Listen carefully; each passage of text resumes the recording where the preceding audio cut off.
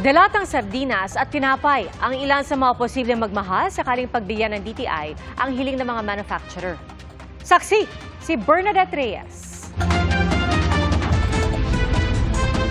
Magtanim ay di biro, kaya nakapanlulumong itinapo na lang sa tabi ng kalsada sa Bayumbong, Nueva Vizcaya ang mahigit 20 crate ng kamatis at bell pepper. Nalulusaw na raw kasi ang mga ito matapos maulanan at kahit ibagsak ang presyo ay hindi maibenta.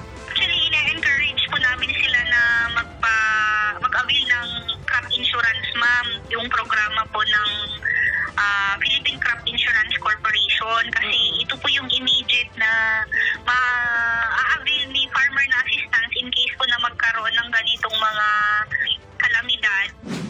Ang presyo ng sardinas naman, posibleng magtaas ng hanggang 3 piso kung mapagbigyan ng matagal na raw na hiling ng Canned Sardines Association of the Philippines. Nag-increase ng minimum wage, tapos ang gasolina up and down. Fish was only costing less than about 21, 22 pesos. Ngayon, over 30, magpo-40 na yata. Bukod sa mga sardine manufacturers, humihirit din ang taas presyo ang mga panadero. Ayon sa grupong Phil Baking, mahigit 1.5 taon nang hindi tumataas ang presyo ng Pinoy Tasty at Pinoy Pandesal kahit na lumaki na ang kanilang gasto sa produksyon. 60 produkto ang may hirit na taas presyo ayon sa Department of Trade and Industry o DTI. 5 pesos na taas presyo kada pack ng Pinoy Tasty ang hiling ng Phil Baking. 5 pesos din sa kada pack ng Pinoy Pandesal.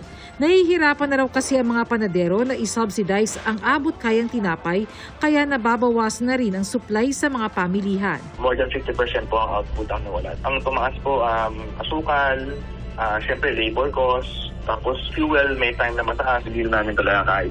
Baka mas makonti pa ang supply sa Pasko. Pinag-aaralan na raw ng DTI ang hiling na taas presyo ng mga manufacturer. Para sa GMA Integrated News, Bernadette Reyes ang inyong saksi.